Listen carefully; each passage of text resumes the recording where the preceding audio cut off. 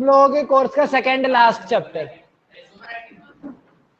इसके बाद एक चैप्टर और डील डन। रेज्यूमे राइटिंग, अब देखो यहां पर ही नाम से ही समझ में आ गया होगा, रेज्यूमे, ठीक है। तो यानी कि देखो ये जो वर्ड है, पहले ये इस बार स्पेशली किया, इससे पहले जितनी बार भी आईसीआई ने ये चैप्टर दिया था वो यही लिख करके भेजती थी, वो यही पढ़ के भेजती, जो कि रिज्यूम होता है, जो कि हम लोग कब करते हैं, जब कोई भी चीज प्ले कर रहे होते हैं, रोकते हैं बीच में, तो रिज्यूम आता है। ये अलग अलग, जब आप इंग्लिश में करते हो ना, कुछ ऐसे साउंड्स होते हैं, जब आप इंग्लिश में पढ़ते हो तो कुछ ऐसे साउंड्स होते हैं जो कि आप प्रॉपर इंग्लिश में क्रिएट नहीं कर सकते हो, तो उनके लिए वो जिस जगह से आए हुए वर्ड, उन्हीं के हम लोग अल्फाबेट्स यूज कर लेते हैं, उन्हीं के सिंबल्स यूज कर लेते हैं। हाँ, इसीलिए, ठीक है। बेसिकली तुम्हारा ये हो गया, कहता है ये तुम्हारा इंग्लिश का हलंत हो गया, ठीक है। हाँ, ठीक। तो बाकी चीजें छोड़ते हैं, ऑब्जेक्टिव और गोल्स से करना क्या है, पहले जरा ये समझते भैया होता क्या है। इंट्रोडक्शन, ये रेज्यूमे होता क्या है, तो वैसे ही ब्लैक है, इसको ब्लैक क्यों कर रखा है मैंने। A resume is a document that introduce you, that is the applicant to your prospective employer or trainer। सीधी बात है, एक रेज्यूमे जो होता है वो क्या करता है, जो भी अप्लाई कर रहा है उससे किसको ज्वाइन करवाता है, उसका इंट्रोडक्शन होता है, और जो एम्प्लॉयर होता है उसके पास इंट्रोडक्शन होता है, यानी कि तुम्हें अपने आप को प्रेजेंट करना है इसके थ्रू, ठीक।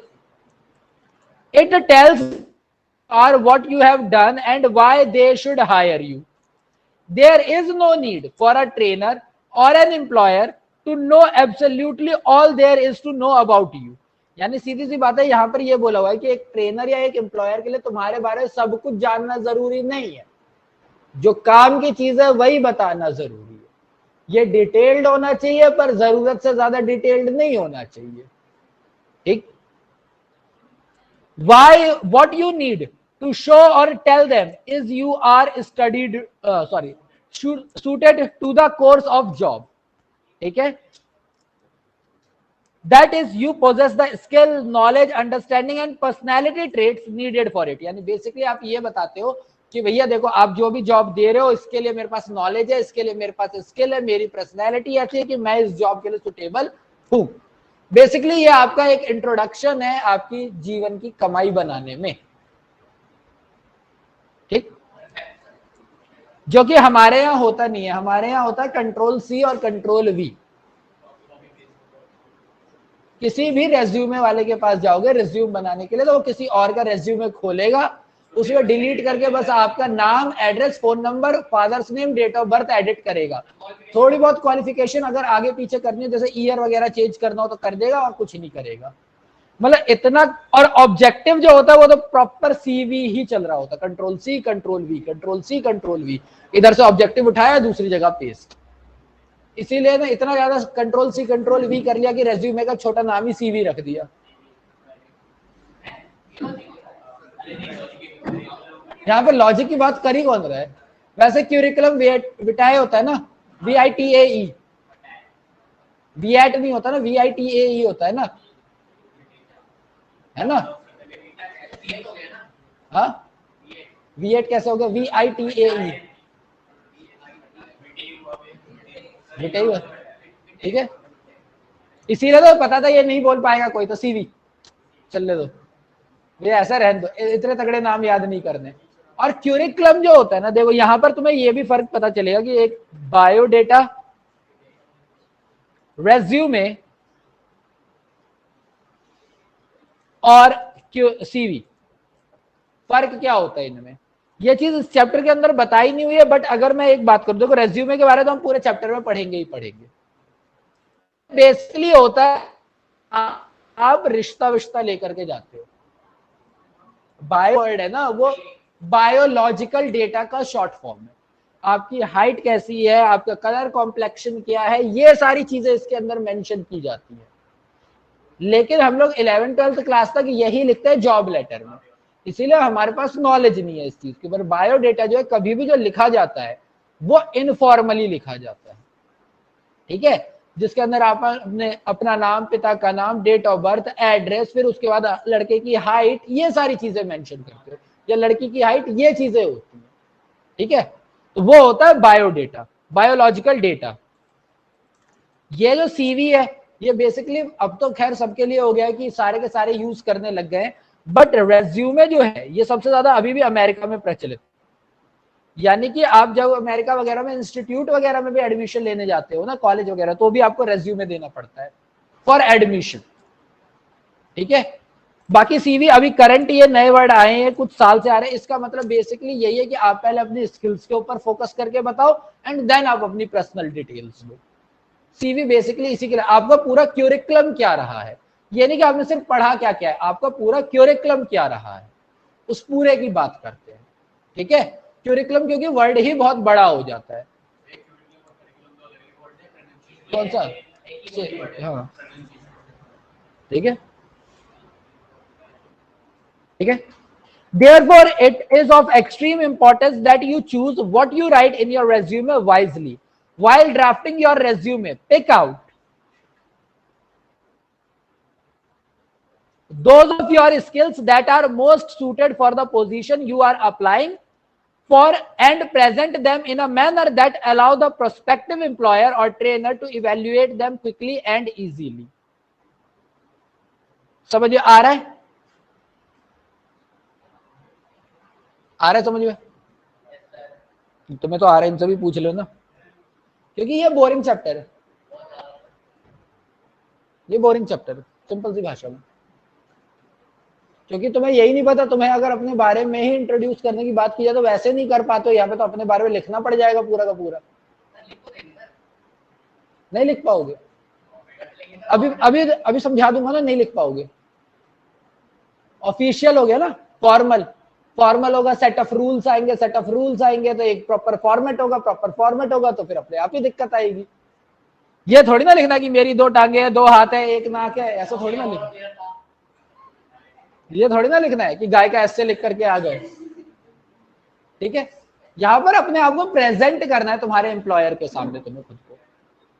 तो यानी कि यहां पर क्या बात बोली कि भाई वही चीज लिखो, एक प्रॉपर मैनर में वही चीजें लिखो जो जरूरी है और जिससे एक एम्प्लॉयर आपको जॉब देने के लिए तैयार हो, वो इजीली अंडरस्टैंड कर सके। इतना ज्यादा कॉम्प्लेक्स भी नहीं करना कि वो खुद जो है भेज क्या रहा है, ये उसे समझ में भी आना चाहिए। ठीक है, then the importance of a good resume must never be underestimated. First impression are important. अब इसका मतलब ये नहीं कि सजावट करके भेजोगे, जैसा स्कूल में होता था ना कि 5 नंबर की फाइल नहीं है, उसके ऊपर कहते थे कि भैया तैयारी वैयारी करके लाओ, इधर से खुल रही है फाइलें, इधर से खुल रही है फाइलें। जो सिर्फ बॉयज स्कूल में उनको ये एक्सपीरियंस नहीं होगा, जो सिर्फ बॉयज स्कूल में पढ़े उनके पास ये एक्सपीरियंस नहीं होगा, वो सारे वैसे ही थे। 5 रुपए की फाइल होती थी, उसमें लगाया बस, बहुत है सर, इतना ब्लैक ब्लू पेन से लिख दिया, बहुत है। और टीचर को भी पता होता था तूने इतना कर लिया ना, बहुत। ठीक है, पर गर्ल्स के लिए बहुत बड़ी मुसीबत हो जाती है। और इनका ना अनवांटेड सा कंपटीशन होता है, अनआस्क्ड कंपटीशन। कोई लड़की किसी से नहीं कहेगी कि मुझे कंपटीशन करना है, बट फिर भी हर एक की फाइल चेक होती है। इसकी फाइल में इसने ये किया, इसकी फाइल में इसने ये किया, इसने कलर अच्छा किया, इसने कवर अच्छा दिया, इसने पेज ये लिए, इसने डिजाइन ये दिया है। ये चीज इतनी ज्यादा खतरनाक कंपटीशन के लेवल पे। 2 साल से तो बच्चों के पास एक्सपीरियंस ही नहीं है, वरना अक्टूबर नवंबर का टाइम था, ये टाइम था। इस वक्त तो SA1 हो जाते हैं और प्रैक्टिकल वगैरह की स्टार्टिंग हो जाती है अक्टूबर के टाइम में। प्रैक्टिकल स्टार्ट हुआ, फेयरवेल के ड्रेस की कंपटीशन चालू हो जाएगी। साड़ी पहनना है, सूट पहनना है, कौन सा ड्रेस कोड करना है, अच्छा कौन कौन से कलर की साड़ी पहन के आए, क्या एक ग्रुप वाले सारे सेम कलर की पहन के आएंगे, अलग अलग शेड्स की पहन के आएंगे। हद कंपटीशन चल रहा था। इयररिंग्स ये हो गए, वो हो गए। अक्टूबर से लेकर के फरवरी तक की प्लानिंग चल रही होती है, और खत्म कब होती है इनकी प्लानिंग? 2 दिन पहले। नहीं, 2 दिन पहले, 2 दिन पहले, उससे पहले प्लानिंग। फिर टेंशन चालू होती है ना कि ये नहीं लिया, ये नहीं लिया, ये नहीं लिया, ये नहीं लिया। यार कोई नहीं, तो फिर लड़कों का वही है, एक टी-शर्ट होगी तो घर पे पहनते थे, वही पहन के चलती है। ज्यादा हो गया तो एक ब्लेजर मार लेंगे, बस बहुत है। थोड़ा बहुत बालों पे हेयर स्टाइल मार दिया तो मार दिया, बस इतना कर लिया ना बहुत है। अब इससे ज्यादा नहीं होगा हम पे। कुछ फिर बोलते हैं भाई ठंड का टाइम है, नहा के भी जाना पड़ेगा, फरवरी है ना, फिर ठंड का टाइम है, नहा के भी जाना पड़ेगा। खैर कोई नहीं।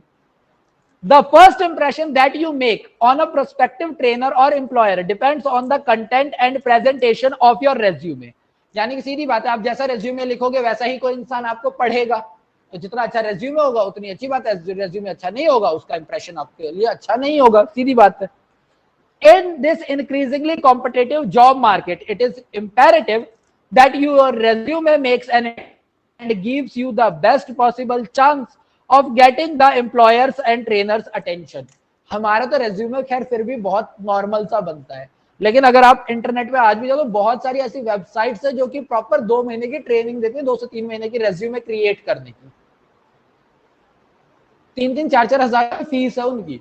उसमें वो अच्छे से रेज्यूमे लिखना सिखाते हैं, आपके रेज्यूमे को, आपका जो भी कंटेंट है उसे और अच्छे से लिख के देते हैं आपको। तो ऐसे रेज्यूमे को बहुत सारी वेबसाइट्स मिल जाएंगी आपको, ठीक है। However, a resume is incomplete without a cover letter. 8th type of letter, 7 type पढ़ा दिए थे ना। 8th type of letter, job letter, जिसको हम लोग यहां पर बोलेंगे cover letter.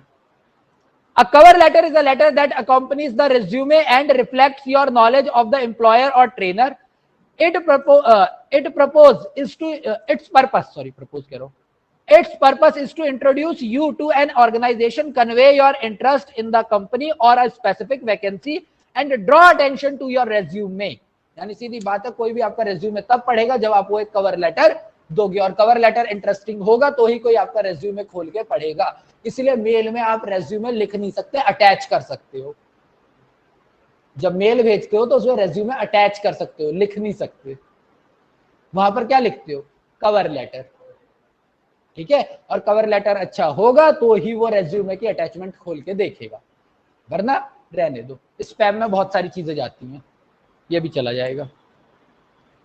Since this letter is often your first contact you have with a prospective employer or trainer, a neat, concise, well-written letter will increase your chances of getting an interview. यानी सीधी सी बात है, अच्छा लिखना है, दुनियादारी छोड़ो, अच्छा लिखना है। कवर लेटर अच्छा लिखना है, तुम्हें अपने आप को प्रेजेंट करना है तो अच्छे से करना होगा।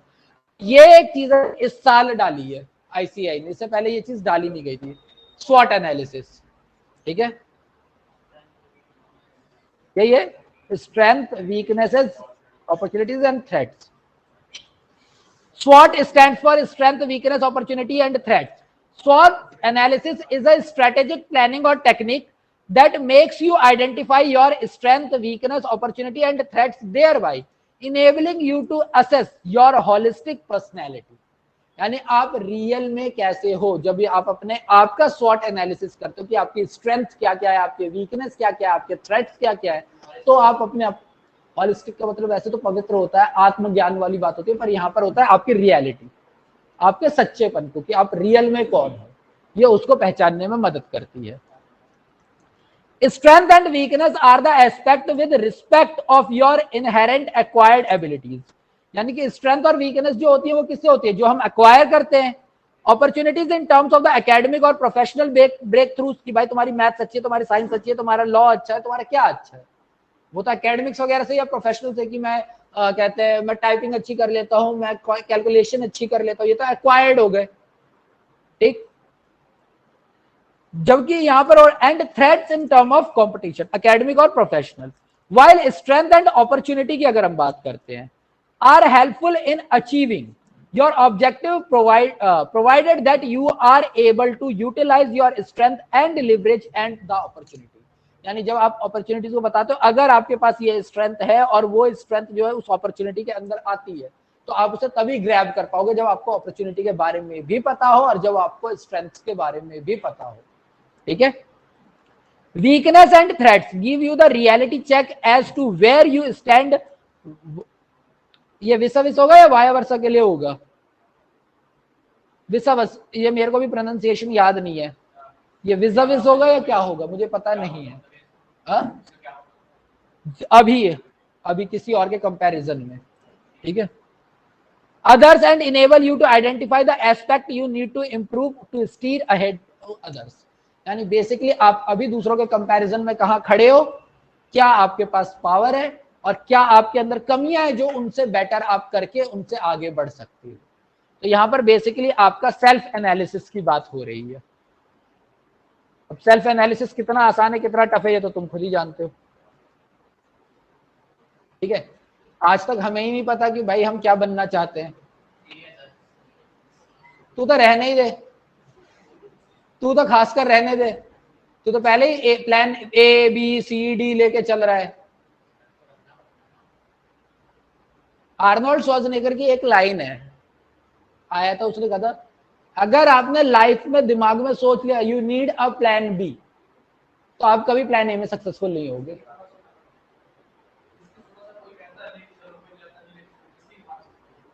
ठीक है, clear. Life is not, life short नहीं है, एक एग्जाम तो मैं डिफाइन नहीं कर सकता, करेक्ट बात है, बट रियल बात है कि अगर आपके दिमाग में एक बार ये आ गया कि भाई प्लान बी है मेरे पास, तो आप प्लान ए के लिए पूरे डिटरमाइन नहीं हो पाओगे। आप हो ही नहीं सकते क्योंकि आपके दिमाग में चल रहा है कि प्लान बी है मेरे पास।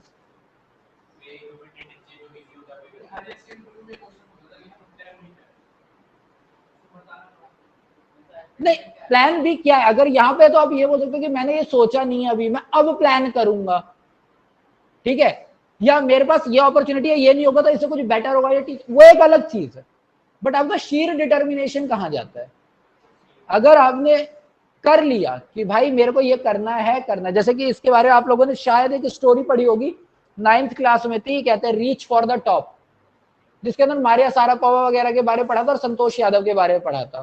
ठीक है, मारिया सारापोवा सीधी बात बोलती है कि वो उसका आदमी है। वैसे मारिया सारापोवा ये बात अलग थी कि 2018 में दोबारा सुर्खियों में आई थी जब उसने बोला था हु इज सचिन तेंदुलकर, तो उसके बाद वो दोबारा आई थी कहते हैं इसके अंदर और सुर्खियों में, लेकिन इससे पहले वो आई थी सबसे पहली बार सुर्खियों में सन 2002 में 7 या 8 के करीब, जिसमें उन्होंने पहली बार वर्ल्ड में नंबर 1 बनी थी, पहली रशियन वुमन थी जो 19 साल की उम्र में टेनिस की दुनिया में नंबर 1 प्लेयर बनी थी, रैंक 1 हासिल किया था। तो साफ कहती थी कि नहीं मेरे को तुम कितनी भी देर जगवा लो, कितनी भी देर प्रैक्टिस करवा लो, जो सेक्रीफाइस करवाना है करवा लो, मैं करने को तैयार हूं क्योंकि मुझे खेलना है और मेरे पास इसके अलावा और कुछ नहीं। और आज तक जितने लोगों ने ये चीज रखी है उन्हीं के पास सक्सेस आई है, उनकी फील्ड में, उनकी फील्ड। बाकी लक वाली बात है, बोलने के लिए आप मेरे को KFC का भी एग्जांपल दे सकते हो कि भैया KFC वाला जो था उसने तो 82 इयर्स की एज में विंग्स, चिकन के विंग्स बना के बेचे थे, तब जाके KFC इतनी बड़ी ब्रांड बन गई, 1 महीने तक उसका कुछ बिका भी नहीं था। वो आप मेरे को दे सकते हो एग्जाम्पल बहुत सारे, लेकिन रियल बात है जो भी इंसान आज की डेट में भी बेस्ट है, तुम क्रिकेट खेलने की बात कर ले तो मैं तुम्हें अगर शीर डिटर्मिनेशन की बात करूं, तुम क्रिकेट खेलने की बात कर लो, बहुत छोटी सी चीज है। एक बच्चा गली में क्रिकेट खेलता है, सब कुछ करता है, कितने ऐसे बच्चे आपने देखे कि 18 से 19 साल की एज में वो एकेडमी में ज्वाइन हुए हैं और उसके बाद 21 से 22 साल की एज में वो लोग नेशनल्स खेलने पहुंच गए। नहीं मिलेगा, नेशनल्स के लिए तो वही बच्चे मिलेंगे जो 12 साल की उम्र तक तो किसी भी हालत में ज्वाइन हो गए थे। लोग आते हैं डांसिंग शोज में, आते हैं लोग बोलते हैं कि मैं 2 साल से डांस कर रहा हूँ, 3 साल से डांस कर रहा हूँ। ये मैं छोटे बच्चों वाली बात नहीं कर रहा, जो खुद ही 6-7 साल के बच्चे होते हैं उनकी बात नहीं कर रहा हूँ, लेकिन जो तुम्हारा मेन डांस शोज आता है, जैसे डांस प्लस टाइप का जो लेवल आता है, उसमें जो बच्चे बोलते हैं 2 साल 3 साल से हम लोग डांस सीखे, वो शायद पहले राउंड में सेलेक्ट हो जाते हैं, टॉप 15 में भी एक बार के लिए सिलेक्ट हो जाता है, टॉप 10 तक नहीं पहुंचते। टॉप 10 तक वही पहुंचता है जो कम से कम 6-7 साल से उसमें लगा हुआ है, जिसने पूरा दे दिया कि भाई मैंने अगर करना है तो ये करना है, वरना इसके अलावा और कुछ नहीं है मेरे पास। तो जैसे ही तुमने प्लान बी रखा तुम सक्सेसफुल नहीं रहोगे, तुम्हारे दिमाग में आ गया प्लान बी, सक्सेस नहीं आ सकती। तो ये तुम्हें हमेशा समझनी पड़ेगी। समझ में आया आज का ज्ञान? After the analysis, it became easier for you to highlight your abilities, skill in form of a resume. Moreover, you are able to make, अरे सुन लो मेरी बात, कर लेना अपनी बाद में बातें कर लेना, अभी सारे प्लान बनाओगे क्या बैठ करके? अब हाँ। बहुत बढ़िया है, तो पढ़ाई लिखाई से तो बहुत बढ़िया काम है, सीरियसली बात है कि ये चोरी चकारी में भी स्टैंडर्ड लेवल पे अगर कर सको, अब ये जेब कतरे वाला काम नहीं कह रहा मैं, बराबर स्टैंडर्ड लेवल पे कर सको। देखो धूम 2 देखो, धूम 3 देखो, अभिषेक बच्चन से अच्छी पर्सनैलिटी चोरों की लग रही होती है, ठीक है। चलो खैर, are able to map your qualities which the requirement or expectation posed by the opportunities, whether the academic or professional, and the apparent threats competition. It also propel you to persistently work towards the strengthening your strength, overcome your weakness, and while looking for the opportunities be wary of threats. यानी basically यहाँ पर अगर आप ये चारों चीजें रखते हो, अगर आपके पास स्ट्रेंथ नहीं है, आपको किसी अपॉर्चुनिटी के लिए वो चाहिए, तो आप उसे बढ़ाओगे, जो अपनी स्ट्रेंथ है उसे और मजबूत करोगे, जो वीकनेस है उसको ओवरकम करने की कोशिश करोगे, साथ ही साथ बगल वाले कंपटीशन को भी देखते रहोगे, भाई वो चीजें भी चल रही हैं, और साथ ही साथ आपको अपॉर्चुनिटीज के बारे में पता होना चाहिए, ठीक है। तो ये चीज है। Subsequently, you can prepare your resume that is brief, clear and complete, most likely to be shortlisted. पर तुम्हें इतना नहीं सोचना है, तुम्हें 5 नंबर का बनाना है बस, तुम्हारे शॉर्टलिस्ट लिस्ट नहीं हो रहे कुछ। वो टॉपर का भी रेज्यूमे जो है ना डिस्प्ले पे नहीं लगाएंगे, ठीक है। अब फॉर्मेट की बात करते हैं। तो भैया देखो, ऐसा है कि यहाँ पर 3 तरह के फॉर्मेट है रेज्यूमे लिखने के। रेज्यूमे लिखने के 3 तरह के फॉर्मेट है, 3 टाइप से आप रेज्यूमे लिख सकते हो। क्रोनोलॉजिकल रेज्यूमे, अब क्रोनोलॉजी से तो मतलब समझ में आ ही गया होगा, है ना, डेट वाइज, हाँ डेट वाइज एक प्रॉपर, और इसमें जो तुम्हारी क्रोनोलॉजी होगी वो असेंडिंग नहीं डिसेंडिंग होगी, यानी प्रेजेंट टू पास्ट। अभी आप क्या कर रहे हो, उससे पहले क्या किया था, उससे पहले क्या किया था। ऐसा नहीं कि सबसे पहले क्या किया था, उसके बाद क्या किया, उसके बाद क्या किया, ये नहीं करना है, डिसेंडिंग ऑर्डर में जाना है क्रोनोलॉजी में, ठीक है। Present to past, the chronological resume format is the most commonly used. It lists your most recent work or education history in reverse chronological order, that is, with your most recent work or education history is listed on top. This type of resume places more emphasis on your job titles and your employment history over your skills. यानी skills से ज्यादा आप experience show करते हो, यानी chronological basically उन लोगों के लिए ज्यादा बेनिफिशियल होता है जिनके पास एक्सपीरियंस ज्यादा होता है, क्योंकि आप बहुत सारी कंपनियों को शो कर रहे होते हो। ये स्किल्स पे कम ध्यान दिलवाती है, ये पहले ध्यान दिलवाती है आपके एक्सपीरियंस पे, फिर आपके एजुकेशन क्वालिफिकेशन पे, फिर स्किल्स पे, ठीक है। अब इसका फॉर्मेट है बड़ा छोटा सा, पहली बात तो। अब सीवी में और इसमें सबसे बड़ा फर्क, हम लोगों ने सीवी देखा हुआ है, सबने देखा हुआ है सीवी, नहीं देखा सीवी, नहीं देखा सीरियसली, हाँ अच्छा, नहीं देखा तो नेट पे देख लेना, कोई दिक्कत नहीं, मिल जाएंगे। अगर किसी भी साइबर कैफे वाले के पास भी जाओगे तो उनका ये देखना, उनका जो सीवी होता है उसमें नाम और एड्रेस जो होता है वो लेफ्ट अलाइंड होगा, सबसे ऊपर लेफ्ट अलाइंड होगा, बट तुम्हारे में सब कुछ मिडिल अलाइंड होगा, ठीक है। तो ये तुम्हारा name, your address, your contact detail, your email ID and phone number, ये सारी चीजें मिडिल अलाइंड होंगी, ठीक है। देन ऑब्जेक्टिव समरी, करना क्या चाहते हो जीवन में, ऑब्जेक्टिव समरी, बस ये बोल दोगे तो वो बोलेंगे बाहर जाओ, वो कहेगा पैसा चाहिए, कल को मेरा ही खून कर देगा, तो भाई तू नहीं बोला पैसा चाहिए, ठीक है। एकेडमिक क्वालिफिकेशंस एंड अचीवमेंट्स, अब सीधी बात की भाई आपकी क्वालिफिकेशंस क्या है, क्या अचीवमेंट है, उसके बाद को करिकुलर अचीवमेंट्स, यानी कि कोई कंपटीशन वगैरह में पार्टिसिपेट किया हो, इसमें कुछ अचीवमेंट किया हो, कोई टीम लीड की हो, कोई नया एक्सपेरिमेंट वगैरह किया हो, किसी जगह आपने अपने पेपर्स भेजे हो लिख करके, रिसर्च वाले, कुछ भी जो आपने एक्स्ट्रा किया हुआ है, ठीक है। इसीलिए आजकल इस चीज पे बहुत ज्यादा आ रहा है, जितने भी बड़े स्कूल्स है वो इन पे बहुत ज्यादा ध्यान दे रहे हैं। अब बात वही है ना, जॉब गिनी हुई होती है, जो बड़ी जॉब वाले होते हैं, बड़े स्कूल वाले होते हैं, वो ये पढ़ रहे होते हैं, सरकारी स्कूल वाले वही सोच रहे थे हमें तो ये करवाया नहीं, और जब जॉब पे जाओगे तब वो मांग रहे होते भैया को सर्कुलर करिकुलर क्या किया है आपने। अब आप कहते हो मैंने टीम लीड की है, तो सीधी बात, एक बच्चा जिसने स्कूल में टीम लीड की हुई है और एक बच्चा जिसको ये नहीं पता टीम बनानी कैसे है, क्या बोला, गली क्रिकेट में कैप्टन था, गुटके वाले पैकेट से बहुत अच्छा टॉस करता था, ये बोलोगे ये तो कोई अपॉर्चुनिटी हुई ना, ये टीम लीड की है मैंने, मेरे पास सर्टिफिकेट है उसका, तो सीधी बात है किसको जॉब मिलने के चांसेस ज्यादा है वाले। ये बहुत बड़ी प्रॉब्लम है हमारे पास। ट्रेनिंग प्रोग्राम्स अटेंडेड और कंप्लीटेड, अगर कोई ट्रेनिंग प्रोग्राम वगैरह किया हुआ है तो वो तो डालोगे ही, इसीलिए तो बच्चे मर रहे होते हैं जब आर्टिकल शिफ्ट कर रहे होते हैं कि भाई कौन सा सबसे अच्छी जगह पे ही मिल जाए, क्योंकि यहाँ पे फर्क पड़ जाता है। ठीक है, जितनी बड़ी ब्रांड होगी उतना ज्यादा तुम्हारे नाम के साथ अच्छा रहेगा वो।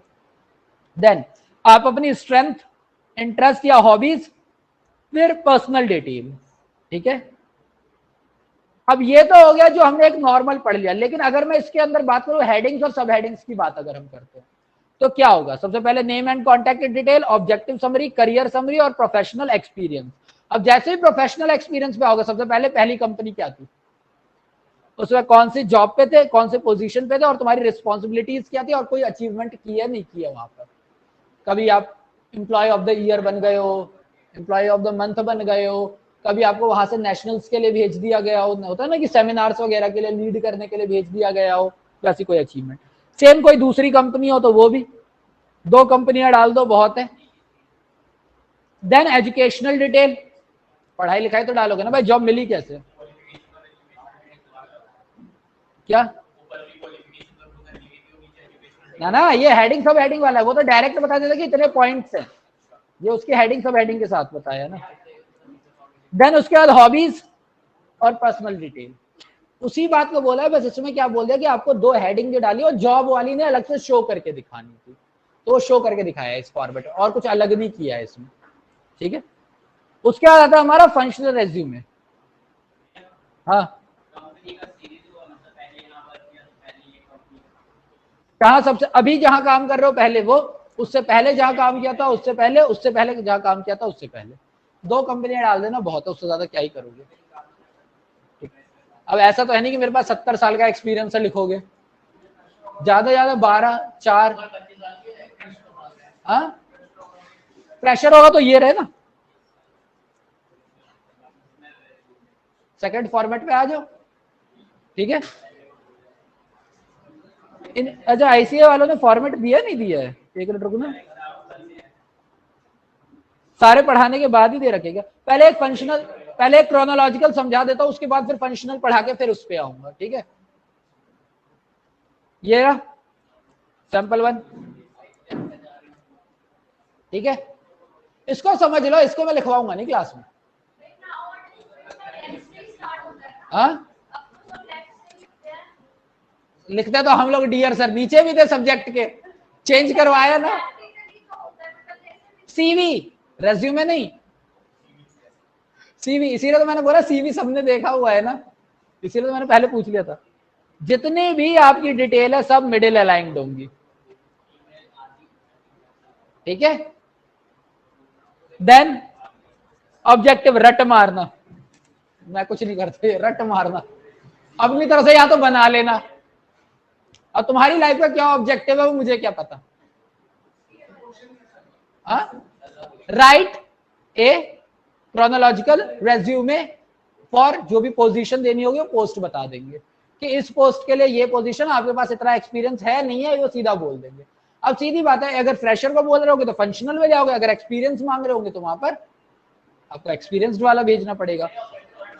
हाँ तो रटना ही पड़ेगा, रटना ही पड़ेगा। जितने भी फ्रेशर्स जा रहे होते हैं ना, ये सबसे ज्यादा जो कॉल सेंटर में जा रहे होते हैं जॉब के लिए अप्लाई करने के लिए, सबको बोले, सब रट रहे होते हैं इंटरव्यू से पहले करियर ऑब्जेक्टिव अपना, सबके सब रट रहे होते हैं, और एचआर वो पूछता नहीं, तो एचआर को पता है अभी ये बाहर बैठ के रट रहे थे, अभी तो रट रहे थे ये, और एचआर को करना ही क्या होता है, उन्हें तो पता होता है इन्हें डेली बेसिस पे तो रखना है। ठीक है, वो तो उनका एक फेवरेट आता है, tell me something about yourself. छोटी जॉब्स में, छोटी जॉब्स में जब आपके पास एक्सपीरियंस आ गया, जब आपके पास एक्सपीरियंस आ गया, क्योंकि ये मैंने भी सुना था वैसे कि बहुत सारे लोग होते हैं, मैंने भी एक वीडियो देखी थी उसके अंदर ही सुना था ये, मैं बता देता हूँ कि पूछा गया, एक बार पूछा गया कि जब आपके पास, आप कंपनी के लिए किसी मैनेजिंग डायरेक्टर को हायर करना चाहते हो, अब मैनेजिंग डायरेक्टर के लिए जितनों के पास आया है आपका, जितनों के रिज्यूमे आए हैं, सबने भाई एमबीए कर रखी होगी, सबके पास 8-10 साल का एक्सपीरियंस होगा, तो फिर आप और सब अपनी कंपनी में ग्रोथ लेकर के गए होंगे, तो आप कैसे डिसाइड करते हो कि इनमें से कौन सबसे बेहतर है? आप उनसे ये तो पूछ नहीं सकते कि आपका क्वालिफिकेशन क्या है। तो स्किल सेट क्या, स्किल सेट में कैसे, तो सबने वो मैनेजमेंट की हुई है ना, मैनेजमेंट तो सबने की हुई है। तो मेरे को जो पता चला ये सुंदर पिचाई का दिया हुआ आंसर है, मेरा आंसर नहीं है, मैं वो बता रहा हूँ, मैं एक दूसरे की बात भी नहीं कर रहा। सुंदर पिचाई ने ये आंसर दिया था कि मोस्टली जब भी हमारे पास, क्योंकि जो हमारे पास आ रहे इंटरव्यू देने के लिए वो ऑलरेडी 8 लाख 9 लाख रुपए वाले आ रहे हैं, वो 15 लाख की इनकम कमाने के लिए आ रहे हैं, पर 8 लाख 9 लाख रुपए उन्हें कंपनी दे रही है ऑलरेडी पर मंथ। तो वैसे बंदे हमारे पास आ रहे, तो उन सबने डिग्री ली हुई है, उन सबके पास एक्सपीरियंस है, सबने अच्छा परफॉर्म किया हुआ है, तो फिर अब हम उनसे पूछे क्या, क्वेश्चन तो यही आता है ना इंटरव्यूअर के पास। तो ये सुंदर पिचाई ने बोला था कि जब भी हम लोग ऐसे कंडीशन में फंसते हैं तो हम उनसे बस एक चीज पूछते हैं कि आपके वर्किंग एक्सपीरियंस, पर्सनल लाइफ को साइड कर दो पहले, तो आपके वर्किंग लाइफ में, आपके वर्किंग जितना भी है, आपका बिगेस्ट फेलियर क्या था और आपने उससे ओवरकम कैसे किया था। आपकी कंपनी के अंदर आपका बिगेस्ट फेलियर क्या था, सबसे बड़ा जो क्वेश्चन है वो ये आता है। अब सीधी बात है, तुम कोई ये बोलेगा, एक कंपनी है वो ऑलरेडी 400% प्रॉफिट दे रही है, किसी ने उसको 600% में पहुंचा दिया, ठीक, बेसिकली 50% ग्रोथ। लेकिन अगर कोई बंदा है जो ऑलरेडी 200% की प्रॉफिट था, उसने भी किसी कंपनी को 400 में पहुंचा दिया, तो उसका भी तो सेम वही हिसाब किताब हो गया। परसेंटेज 400 करोड़ में लेके गया ना, टोटल ग्रोथ तो वो यहां से अभी भी इस कंपनी के नीचे ही है। अगर मैं ग्रोथ की बात करूं, अच्छा चलो परसेंटेज हटा दो, मैं करोड़ की बात कर लेता हूं, चलो मैं करोड़ डाल देता हूं, परसेंटेज से कंफ्यूज हो गए तो चलो करोड़।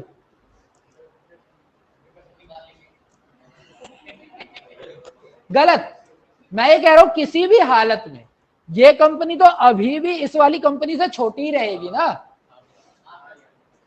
लेकिन मैनेजर की ग्रोथ तो सेम है, मैनेजर्स ने तो बहुत अच्छा परफॉर्म किया, दोनों ने, दोनों लगभग लगभग डबल के करीब ले जाने वाले हैं। तो फिर ऐसी जगह पे कि भाई आपका बिगेस्ट फेलियर क्या रहा और उस फेलियर से ओवरकम कैसे किया। और सुंदर पिचाई का कहना था कि सिर्फ एक इस सवाल के आंसर के लिए उन्हें कम से कम 1.5 से पौने 2 घंटे चाहिए होते हैं एक्सप्लेन करने के लिए। ये नहीं कि आया था, सो गए, सुबह उठे, फिर देखा कि काम कैसे करना है, नहीं ऐसे नहीं। पहली बात, क्या प्रॉब्लम आई, क्यों वो प्रॉब्लम कंपनी में आई, उसमें आपकी क्या रिस्पॉन्सिबिलिटी थी, उसमें फिर आपने क्या सुधार किया, ग्रोथ को कैसे लेकर के आए, सारी चीजें एक्सप्लेन करते हैं। जब आप रेज्यूमे की बातें कर रहे हो, ये इतना ज्यादा डीप आपकी नॉलेज को जानने का कोई फायदा नहीं है, क्योंकि लिखना तो 5 ही नंबर का है, तुम अपना उसी पर टिके रहो कि लिखना 5 नंबर का है, ठीक है। लेकिन फिर भी तो इसीलिए ऑब्जेक्टिव जो है वो थोड़ा ध्यान से समझने की बात है। देन समरी, अब अगर आपके पास एक्सपीरियंस है तो आप समरी डालोगे ही, ठीक है। समरी में सबसे पहले आपने एक्सपीरियंस की बात कर दी, फिर उसके बाद जैसा मैंने बोला था कि आपके अंदर स्किल्स क्या क्या है वो आपने डाल दिया। जैसे यहाँ क्या बोला हुआ, more than 13 year of experience in both practical and managerial aspect of the job, possess a flawless understanding of fundamental concepts in accounting. Third, exceptionally good in at application of accounting concepts in varied manner.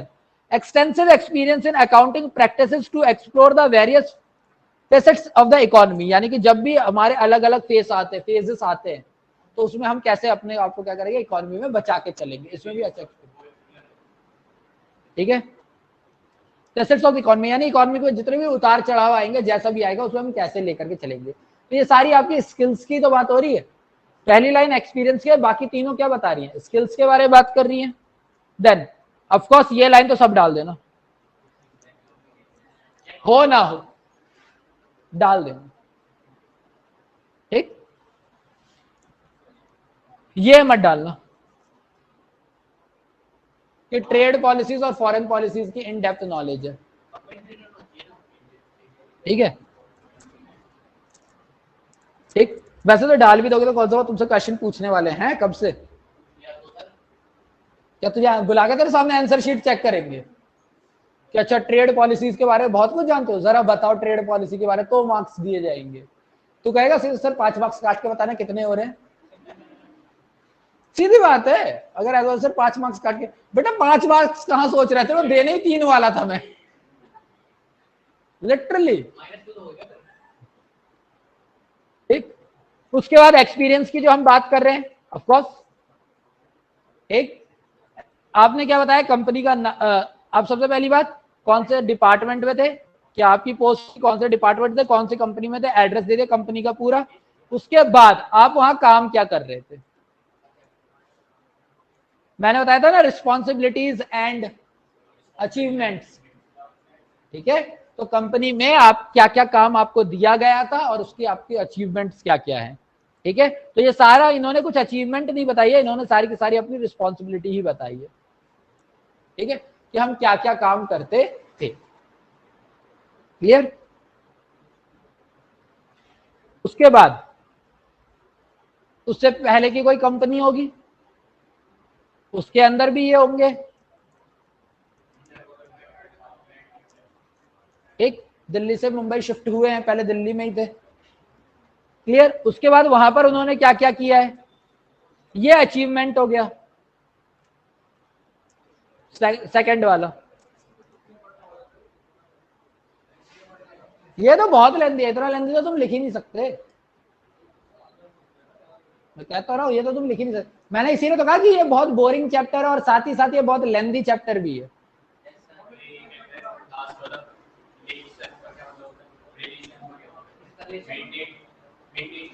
एक minute,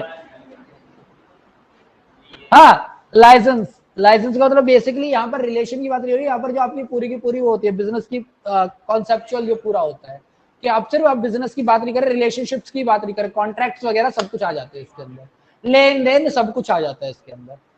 ठीक है, ये होता है ये word. हाँ,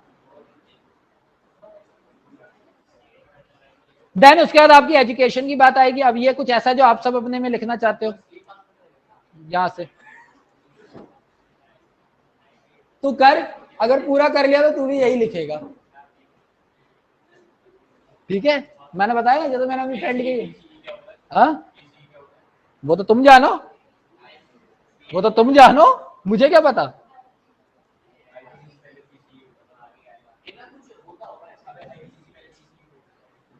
ठीक है, तुम्हारे काम का, ये मेरे काम का नहीं है, मेरा काम तो यहाँ पे था करके अब सीपीटी के साथ हमने सीए फाउंडेशन कर दिया भैया।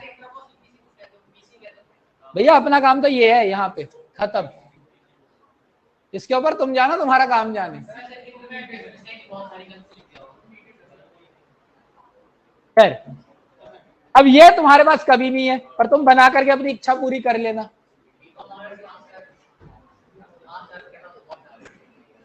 हंसराज कॉलेज है ना, नाम ही काफी है, नाम ही काफी है इसका। उसके बाद ये तो खैर तुम लिख ही सकते हो, है ना, इसमें मत लिख के आना कॉलर स्कूल। और उसके बाद ये, और हाँ प्लीज एक चीज बड़ी डिटेलिंग में ध्यान रखना कि भैया 10वीं हो 12वीं हो, तुम्हारे ईयर्स का गैप वैसा ही होना चाहिए। मैंने लास्ट ईयर लिखवाया था ये बच्चे, हाँ मैंने लास्ट ईयर, अभी तो यहाँ पे तो ये देख रहा है, अभी आंसर का जो सैंपल देखोगे उसमें ब्लॉक बना के दे रखा है। ठीक है, क्या मैं ये बोल रहा हूँ कि पिछले साल मैंने देखा था बच्चे ने लिखा 2002 10th, 2003 12th, 2000, मैंने कहा ये कर क्या रहा है तू, 2005 तक ग्रेजुएट, 2 साल के अंदर ग्रेजुएट, 2007 में सीए फाइनल, वो तो कर क्या रहा है ये बता मुझे। फिर मैंने उसे स्पेशली हाईलाइट किया, मैंने कहा भाई ये चीज थोड़ा सा ध्यान रखिए। तो ये इसीलिए उसने ये मिस्टेक की थी, तो तुम्हारे मैंने बता दिया कि भाई ये मिस्टेक मत करना, जब भी आप लिख रहे हो तो उसका क्रोनोलॉजी बहुत सही होनी चाहिए, और उसके हिसाब से ही अपना जो भी कल्पना कर रहे हो उसकी डेट ऑफ बर्थ मेंटेन कर लेना। ऐसा नहीं होना चाहिए कि 1995 में 10वीं की है और 1993 डेट ऑफ बर्थ आ रही है। ठीक है, तो ऐसा ना करें, याद रखना थोड़ा, वैसा कैलकुलेट कर लेना उंगली पे गिन करके। ठीक है, फिर उसके बाद तुम्हारा आता है स्किल्स, क्योंकि हमारे एजुकेशन क्वालिफिकेशन के बाद स्किल्स की जरूरत पड़ती है। देन आती है आपकी स्किल्स। अब स्किल्स में आपका हो गया कि आप चाहे जो भी कंप्यूटर से रिलेटेड आपको जो भी आता है, ठीक है, कंप्यूटर हो गया, कोई लैंग्वेज कोर्स हो गया, कोई एडिशनल कुछ कर रखा है आपने, तो वो सारी स्किल्स के अंदर आ गई। इसके अंदर प्लीज ये मत बोलना कि मैं बर्तन बहुत अच्छे तोड़ लेता हूँ या धो लेता हूँ, प्लीज आपके स्किल्स आपके जॉब रिलेटेड। यानी स्किल्स में बच्चे बहुत टाइम लिख देते हैं रनिंग मेरी बहुत अच्छी है, मेरी रनिंग बहुत अच्छी है, ये लिखा हुआ है बच्चों ने स्किल्स में, क्योंकि स्किल तो है ये, बट जॉब रिलेटेड स्किल, ठीक है। अब इसका मैं जवाब दूं, चल इग्नोर ही मार को छोड़। फिर पर्सनल डिटेल जो मैंने बोला, ये थोड़ा कैलकुलेट करके क्या, बस 2 पन्नों का, तुम लिख ज्यादा नहीं रहे हो, तुम लेंथ बनती जा रही है इसकी। जॉब टाइटल में तुम्हें कितनी लाइनें ले ली मैंने, तुम्हें क्या लगता है तुम 6 लाइनें लिखोगे तुम्हारे अचीवमेंट और रिक्वायरमेंट में? तुम सिर्फ ज्यादा से ज्यादा 2 या 3 बहुत है। जॉब टाइटल, ये अचीवमेंट है भैया, और ये मेरा रिस्पॉन्सिबिलिटी थी, 2 रिस्पॉन्सिबिलिटी, एक डाल दी अचीवमेंट, बहुत है। और ऐसी 2 जॉब, तीसरी जॉब पे तो जाओगे ही नहीं कि सर दूसरे के लिए तो मांगने ही आए हैं, एक ही जगह काम कर रहे थे। अब लेकिन अगर किसी ने बोल दिया कि आपको 5 से 7 साल का एक्सपीरियंस दिखाना है, तो फिर ये है ना, एक ही कंपनी में 7 साल से क्यों लगे हुए हो और अब क्यों हट रहे हो, फिर तो ये वाली बात आ जाएगी ना, ये चीज क्या। हाँ, पर्सनल डिटेल तो दिया जाता है ना, इससे कंपनी ये फैसला करती है ना, इसे इंडिया में भटका सकते हैं नहीं भटका सकते, इससे कंपनी ये फैसला करती है। लैंग्वेज नोन, ये तो जो 2 तो डाल ही देना, उसके बाद जो डालने की इच्छा हो, उसके बाद तुम्हारा परमानेंट एड्रेस, और ये भी लाइन याद कर लेना, ये लाइन भी याद कर लेना, ये रटनी पड़ेगी ऑब्जेक्टिव, और ये रटना पड़ेगा, ठीक है, ये रटना ही पड़ेगा, ठीक। बाकी डेट प्लेस, इधर तुम्हारा नाम और इसके ऊपर सिग्नेचर, ठीक है। ये हमारा फॉर्मेट होता है, ये एक फॉर्मेट हुआ है और कुछ नहीं, ये एक फॉर्मेट हुआ है। इसके बाद 2 फॉर्मेट और है जो मुझे बताने हैं, ठीक है। चलो ठीक है, फिर आज की क्लास को यहीं ओवर करते हैं, है ना।